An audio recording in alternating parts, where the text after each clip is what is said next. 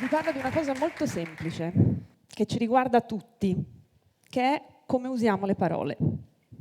È un po' la mia fissazione, nel senso che io passo la vita a parlare di parole e a cercare di usarle bene. E prima di tutto ho provato queste cose su di me. La prima cosa che vi voglio dire è questa: non ci riflettiamo mai abbastanza, ma il linguaggio è la cosa che ci rende umani. Noi siamo gli unici animali che hanno il potere della parola.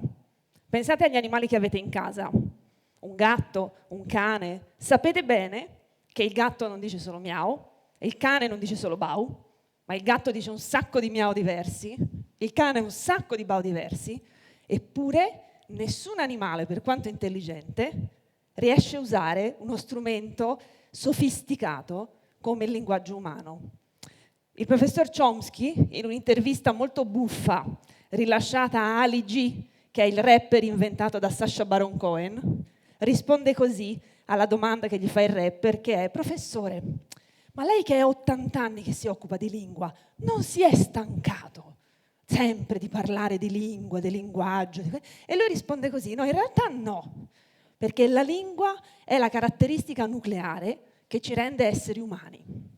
Noi non possiamo fare a meno delle parole, eppure siccome la lingua madre ce l'abbiamo da sempre, praticamente gratis da quando nasciamo, non ci pensiamo mai abbastanza. Eppure ogni parola che noi scegliamo ha un sacco di usi, serve a un sacco di cose. La prima cosa che noi facciamo con la lingua è questa: descriviamo la realtà che ci circonda. Pensate bene, noi parliamo della realtà e decodifichiamo la realtà mettendole dei cartellini e ci riusciamo a intendere perché siamo d'accordo su questi cartellini.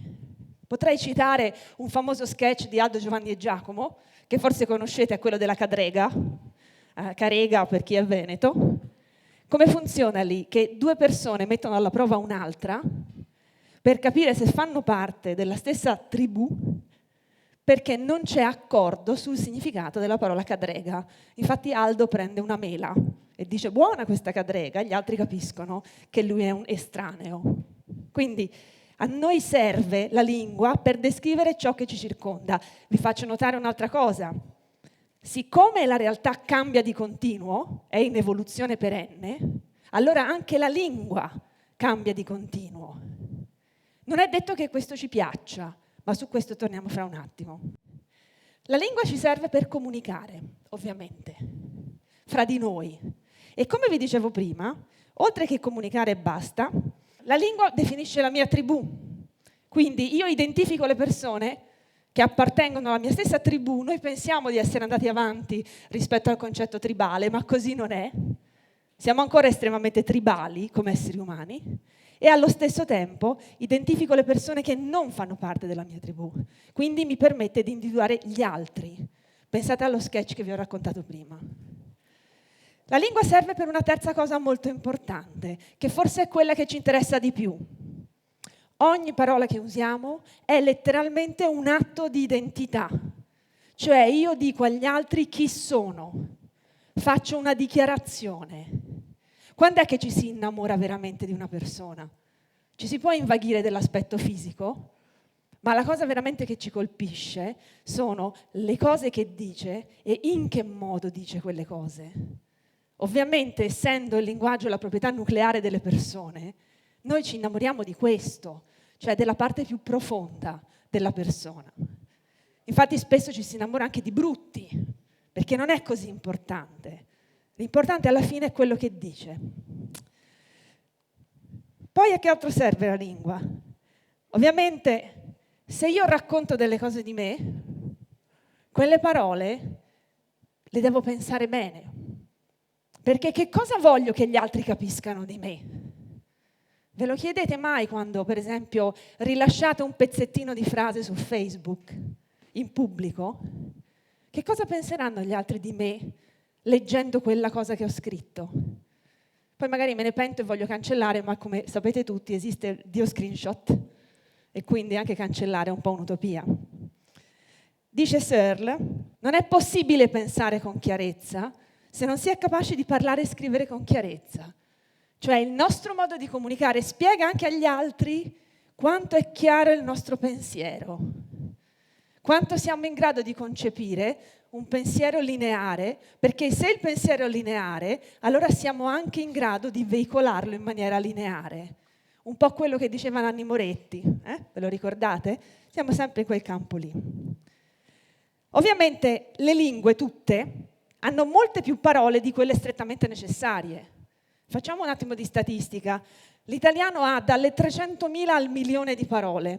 È difficile fare una stima precisa, perché dipende da quali parti, per esempio, dei dialetti consideriamo parte anche del lessico italiano.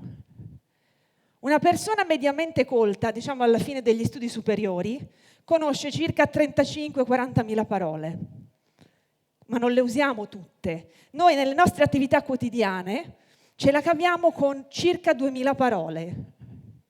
Molte di più sono quelle che sentiamo e quindi conosciamo perché, per esempio, i media le usano spesso. Non lo so, penitenziario, meteorologico e via dicendo. Abbiamo un patrimonio sterminato di parole e secondo me più o meno tutti intuiamo abbastanza chiaramente che le parole non sono tutte uguali. Una parola può essere un bacio, una parola può essere un proiettile. Allora, il modo più facile di identificare le parole è fare una lista di quelle brutte. Pensate che è quello che si fa spesso online. Io mi faccio una blacklist di parolacce e quindi se una persona usa quelle parolacce, io non pubblico il post, quel post viene censurato. Ma è sempre così? Pensate a una parola come negro. Tutti quanti rabbrividiscono. Se la dice un bianco in senso offensivo nei confronti di un afroamericano, è chiaro che è una parola brutta. Ma avete notato che, per esempio, i rapper afroamericani le usano nei loro testi per autodefinirsi? Perché è un modo di sottolineare il black power. Quindi neanche una parola brutta come negro può essere stigmatizzata a priori. In realtà dipende dal contesto in cui quella parola viene usata. Ma facciamo qualche esempio più vicino a noi. Potrebbe essere un ortaggio, finocchio, oppure un modo molto maleducato di riferirsi a un omosessuale. Usiamo una frase: entro in una mensa e dico oggi a pranzo ci sono i finocchi. Mi sto riferendo al piatto che probabilmente molti di voi amano. I finocchi fanno bene, drenanti. Entro nella stessa mensa, c'è un tavolo di attivisti LGBT. Oggi a pranzo ci sono i finocchi. Stessa frase. Ma cosa cambia? L'intento comunicativo. Che faccio? Flaggo a priori la parola finocchio perché è negativa? No, perché a questo punto dovrei censurare metà del mio lessico. Cagna. Cagna, nel corso degli anni, da cane femmina, ha assunto un altro significato che forse vi ricordate perché è diventato famoso anche grazie a una serie televisiva, quello prima di attrice scadente e poi appunto usato in senso negativo nei confronti delle donne. Talmente questa parola ha assunto un significato negativo che i padroni di cani femmine preferiscono fare delle circonlocuzioni, non dicono porto fuori la cagna, se no qualcuno potrebbe pensare alla moglie, no? Ma piuttosto dicono la canetta, la canina, la cana, no? Ci autocensuriamo perché sennò uno potrebbe pensare male. Vi stupisco con una terza parola, signora. Come signora è negativo? Allora, se ne parlo con i ragazzi mi dicono sì, signora è negativo nel senso che magari uno è giovane, sarebbe una signorina, allora chiamata signora si offende, ma è molto più sottile quello che vi faccio notare. A me è successo diverse volte, unica donna in stanza di uomini, tutti professionisti, l'uomo che entra nella sala chiama dottori i maschi e signora la donna. Anche io di solito reagisco piuttosto male. Quindi perfino una parola che in realtà, voglio dire, è positiva come signora, se usata in un certo senso, potrebbe diventare, non dico offensiva, ma comunque perlomeno dare fastidio a qualcuno. Allora capite che non basta la lista nera? Non basta la lista nera, non basta la censura, ma ci vuole una cosa fondamentale, che è la nostra intelligenza. Dobbiamo pensarci noi, anche perché le parole non sono solo parole. Pensate a un'altra cosa che fanno le parole. Le parole compiono azioni. Se io sono un professore ho il potere di promuovere o bocciare uno studente. Se io sono un sindaco ho il potere di sposare le persone. Se io sono un medico ho il potere di dichiarare la nascita e la morte. Avete presente nei medical drama? La persona non è morta finché un'altra persona nel ruolo giusto non ha dichiarato il decesso. Cioè noi compiamo atti con le parole, compiamo atti di continuo. Pensate all'atto supremo, giurare. Giurare è una cosa serissima, ma ha delle conseguenze pratiche se io spergiuro? In realtà no, ma fra le persone c'è una specie di patto per cui se io giuro penso veramente a quella cosa lì, non giuro con leggerezza, anche se in realtà sappiamo tutti che nessuno ci fulminerà. Questo è il potere della parola. Allora, in un mondo così sovraccarico di parole, perché è vero che è sovraccarico, siamo circondati continuamente da parole, io vi invito a fare una cosa: riprendiamoci il potere della parola giusta. Questa è una cosa che possiamo fare tutti, perché non implica imparare cose strane, implica prendere in mano una competenza che abbiamo tutti, che è quella della parola, e usarla meglio. Vi do 3 consigli in questo senso. La prima, coltivare il dubbio. Noi viviamo in un'era che a causa della quantità di informazioni presenti ci dà l'illusione della conoscenza. Ovviamente conoscere non è googlare, conoscere è qualcosa di molto più approfondito. Allora noi giorno dopo giorno, in qualsiasi settore della conoscenza, dobbiamo chiederci i limiti delle cose che sappiamo. Quanto poco so? Quanto poco so di tutta l'immensità di informazioni che mi circonda. E questo vale anche per la lingua. Ogni giorno io, se conosco 35.000 parole su 1.000.000, è normale che io ogni giorno possa incontrare parole che non conosco.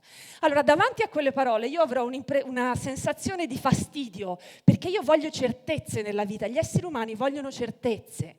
I cambiamenti, le cose che non conosciamo ci spaventano. Però, almeno in campo linguistico, è facile risolvere il problema. Vado su un vocabolario. Oggi è ancora più facile, posso googlare. Ma alla fine la cosa è la stessa, cioè incontro una parola che non conosco. Vi faccio un esempio dal gennaio di quest'anno: gelicidio.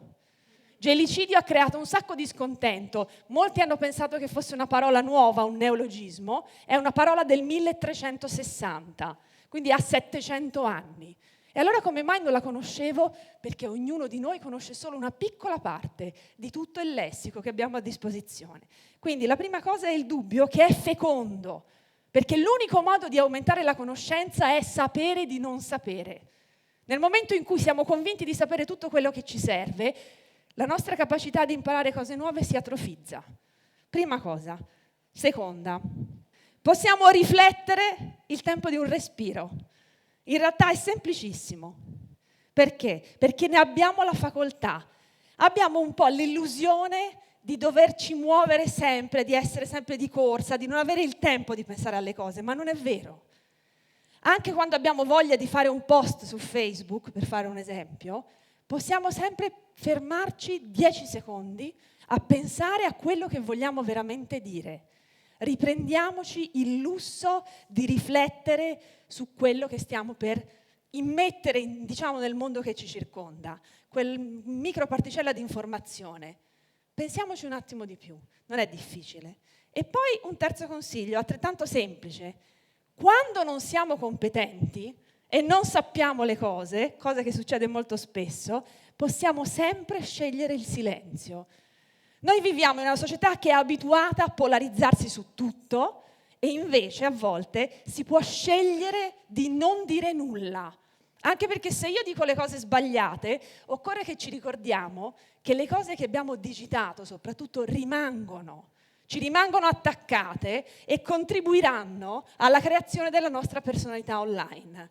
Vogliamo veramente dire questa cosa che poi rimane lì attaccata a noi, come una specie di cartaccia che abbiamo immesso nel mondo? Quindi, come vedete, le cose sono semplici: dubbio, riflessione, silenzio. Alla fine è buffo perché in qualche modo sono 3 richieste che non riguardano direttamente la lingua, ma delle quali la lingua è una conseguenza. alla fine di tutto questo vorrei farvi notare una cosa. Queste competenze non sono immediate, occorre lavorarci tanto. È quello che io chiamo, bisogna essere contadini della lingua. Perché che cosa fanno i contadini? Beh, forse voi li avete presente. I contadini si impegnano giorno dopo giorno, non si stancano mai. Sanno che dal momento in cui dissodano il campo, al momento in cui cresce la piantina, passa molto tempo, passa un sacco di tempo. Bisogna proprio che si impegnino tanto. Allora l'ho riassunta così, e la conseguenza di fatica, sudore, costanza, resilienza e anche fiducia in sé è questa piantina qui, che alla fine ha bucato anche l'asfalto. Non occorre per forza essere delle spugne, magari siamo più simili all'asfalto, ma la conoscenza è ancora più resiliente di noi e se le diamo una chance potrebbe andare a finire così. Grazie.